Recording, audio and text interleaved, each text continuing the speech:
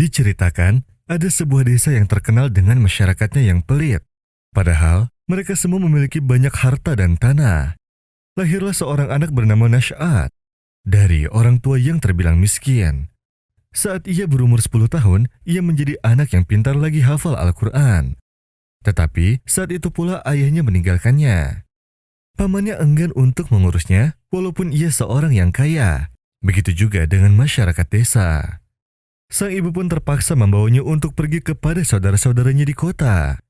Di kota, Nash'at bersekolah serta melanjutkan pendidikannya hingga menjadi orang yang sukses lagi taat beragama. Ia bekerja bersama paman-pamannya dalam sebuah perusahaan. Hingga akhirnya ia pun menjadi seorang yang kaya raya.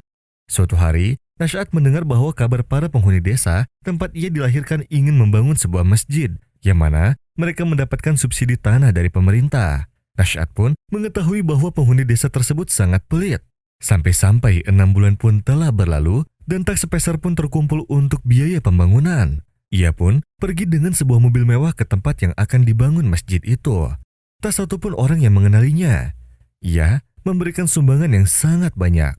Hingga menutupi setengah dari biaya pembangunan. Orang-orang pun menyambutnya dan menanyakan namanya. Akan tetapi, ia langsung pergi dan memberitahu bahwa ia akan datang kembali setelah 2 bulan untuk melihat sampai mana proses pembangunannya. 2 bulan berlalu, dan Nash'at pun mendapati bangunan sudah mulai berdiri. Ia pun memberikan sumbangan lagi, tanpa meminta apapun dari mereka kecuali doa. 1 bulan kemudian, Nash'at pun kembali lagi, dan melihat bahwa bangunan itu telah selesai. Orang-orang memintanya agar menerima jamuan dari mereka, tetapi ia pun masih menolaknya dengan sopan dan memberitahu mereka bahwa ia harus pergi ke Amerika karena perusahaannya membutuhkan tenaga kerja tambahan sebanyak 500 orang yang ia akan ambil dari orang-orang desa sebelah. Masyarakat pun bergembira, lalu mereka bertanya padanya, "Mengapa kamu tidak mengambilnya dari orang-orang desa di sini?" Ia pun menjawab, "Baik, boleh saja. Sebagai hadiah karena sudah membangun masjid ini." Nash'at pun meminta mereka untuk menyiapkan pasportnya masing-masing secepatnya dan memintanya juga untuk menaruh sedikit uang di dalam pasportnya untuk keperluan administrasi. Ia sendiri yang akan menanggung biaya tiket, visa, tempat tinggal, hingga gaji-gaji mereka. Maka para masyarakat pun berlomba-lomba untuk itu, sehingga dalam 24 jam 500 pasport dan uangnya sudah tersiapkan. Nash'at pun merasa heran dan berkata pada dirinya, "Kalian semua mengaku miskin saat ada pembangunan masjid. Sampai-sampai tak satu pun batu tertanam dalam 6 bulan. Tetapi sekarang kalian rela mengeluarkan uang sebesar ini." Sesudah Nash'at mengambil uang-uang itu, ia memberitahu mereka bahwa ia akan menyelesaikan urusannya. Setelah 2 minggu, Nash'at mengirim paspor mereka yang sudah jadi ke alamat masjid. Mereka menunggu kedatangannya sampai sebulan, tetapi Nash'at tidak juga datang. Setelah 2 bulan, masyarakat desa dikejutkan akan kedatangan ibunya Nash'at, yang mana mereka masih mengenalinya. Saat mereka melihatnya turun dari mobil mewah, mengenakan pakaian yang sama mewahnya, rasa malu pun timbul di dada mereka. Masyarakat pun menanyai kabar anaknya, dan ia pun menjawab bahwa anaknya akan datang sebentar lagi bersama pamannya. 1 jam berlalu, Nash'at pun tiba bersama pamannya dengan mobil baru. Saat mereka melihatnya, mereka pun sangat terkejut dan terheran. Sebelum salah seorang dari mereka berbicara, Nash'at membuka kopernya dan berkata pada mereka, "Ini adalah uang-uang kalian, yang mana kalian dahulu enggan memberikannya untuk membantu ibu ini dan anaknya yang telah yatim walau sedikit. Seakan-akan kalian tidak pernah mendengar hadis Nabi Shallallahu Alaihi Wasallam. Orang yang menolong janda dan orang miskin seperti orang yang berjihad di jalan Allah. Bahkan kebakilan kalian tidak cukup sampai di sini. Dengan Allah pun kalian bakil. Sampai kalian enggan bersedekah untuk pembangunan masjid ini, padahal kalian sangat butuh dengan masjid ini. Sampai sekarang aku masih bingung, apa gunanya dengan kalian menyembunyikan harta-harta kalian? Kalian tidak mau memakainya di dunia, dan tidak juga kalian bawa mati. Ambillah uang ini, mungkin kalian membutuhkannya sekarang." Maka masyarakat desa pun meminta maaf kepada Nash'at. Sejak saat itu, mereka mengumpulkan uang guna membantu orang-orang yang sedang kesusahan. Mereka juga meminta Nash'at agar mau tinggal kembali bersama mereka, hingga ia dapat melihat sendiri ketulusan hati mereka. Saat Nash'at melihat ketulusan mereka, ia dan pamannya mengambil para pemuda yang belum bekerja untuk dipekerjakan di perusahaannya, juga membantu orang-orang miskin, para janda, dan siapapun yang membutuhkan pertolongan. ها أنتم هؤلاء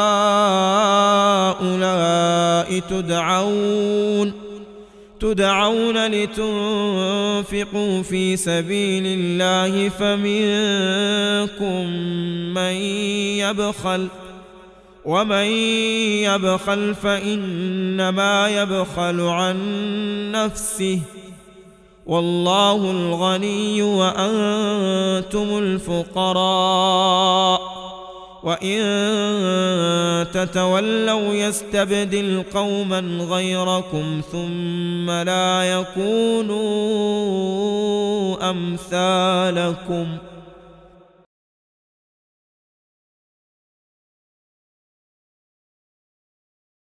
Kisah seorang wanita yang berasal dari keluarga yang baik. Dia terkenal dengan akhlaknya yang baik. Begitu pula dengan ayahnya. Lalu ada seorang pemuda yang ingin melamarnya, akan tetapi keputusannya bukan pada dirinya maupun pada ayahnya ataupun pada saudara-saudaranya, melainkan pada ibunya yang terpengaruh dengan kehidupan barat. Lalu pemuda itu pun berhasil mendapatkan wanita tersebut setelah berusaha susah payah, karena sulitnya menghadapi kerasnya sifat dari ibu si wanita tersebut. Lalu setelah itu pemuda tersebut membangun apartemen untuk tempat tinggal mereka berdua. Namun ibu dari wanita itu selalu ikut campur dalam setiap urusan mereka berdua. Bahkan ia sering ditelepon dan terkadang dia dimarahi. Akan tetapi dia tetap sabar demi mendapatkan anaknya. Dan setelah membangun apartemen dan sepakat untuk menikah, terjadilah sesuatu yang menjadi bencana baginya. Karena dia bersiteru dengan ibu dari si wanita tersebut dalam menentukan gedung dan tempat untuk menikah. Padahal undangan pernikahannya sudah tersebar. Dan acara tersebut akan dihadiri oleh penyanyi. Lalu sang penyanyi pun juga menolak mentah-mentah tawaran pekerjaannya, karena dia mengetahui kesombongan dari ibu si wanita tersebut. Lalu pemuda itu juga menolak keinginan ibu si wanita tersebut yang mana dia ingin bercampur antara tamu laki-laki dengan tamu perempuan. Karena itu adalah perbuatan dosa, dan akan membuat mereka saling memandang yang bukan mahramnya. Dan pemuda itu tetap menolak terhadap keinginan ibunya. Dan karena kesombongan ibu wanita tersebut, ia bahkan menuduhnya bahwa pemuda tersebut adalah orang miskin dan tidak mampu. Maka dari itu, acara pernikahan pun terpaksa harus dibatalkan. Dan pemuda itu tidak punya jalan keluar lain kecuali berpisah dengan wanita itu. Lalu kemudian pemuda itu datang pada keluarga perempuan yang lain.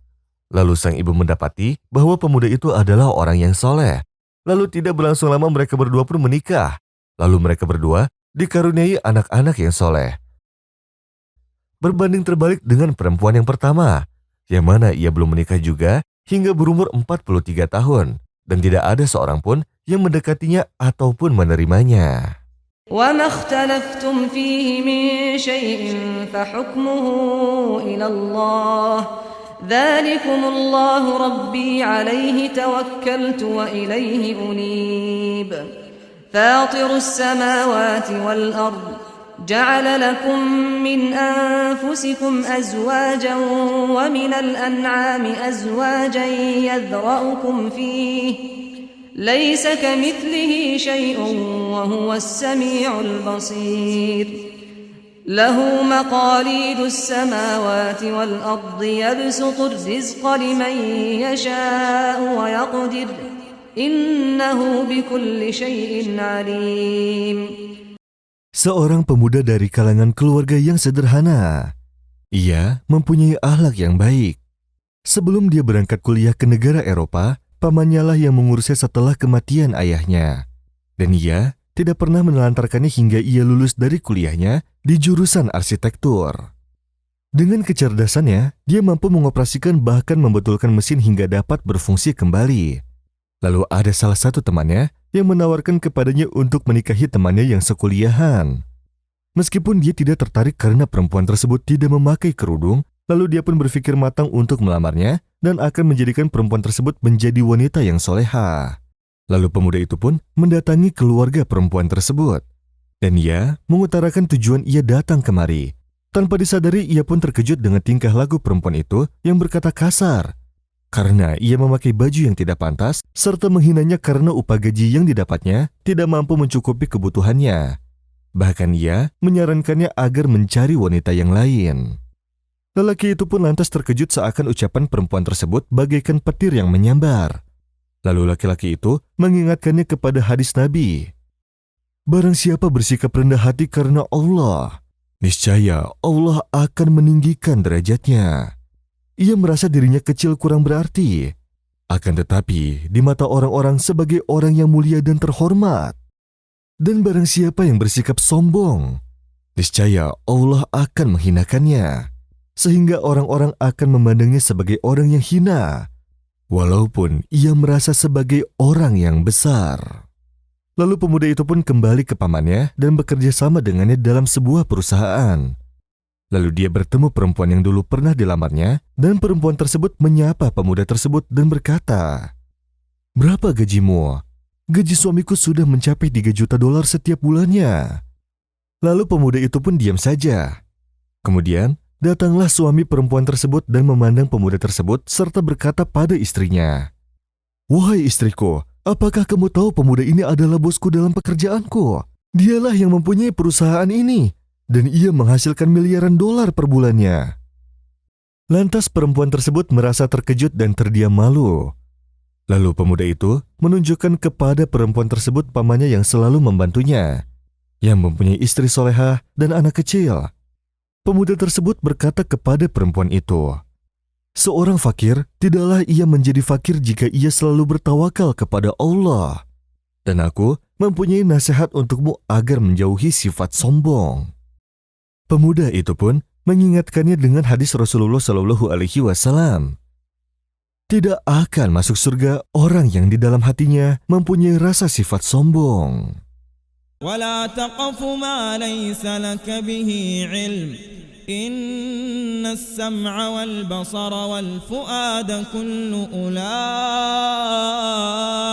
كان عنه مسؤولا ولا تمش في الأرض مرحا إنك لن تخرق الأرض ولن تبلغ الجبال طولا كل ذلك كان سيئه عند ربك مكروها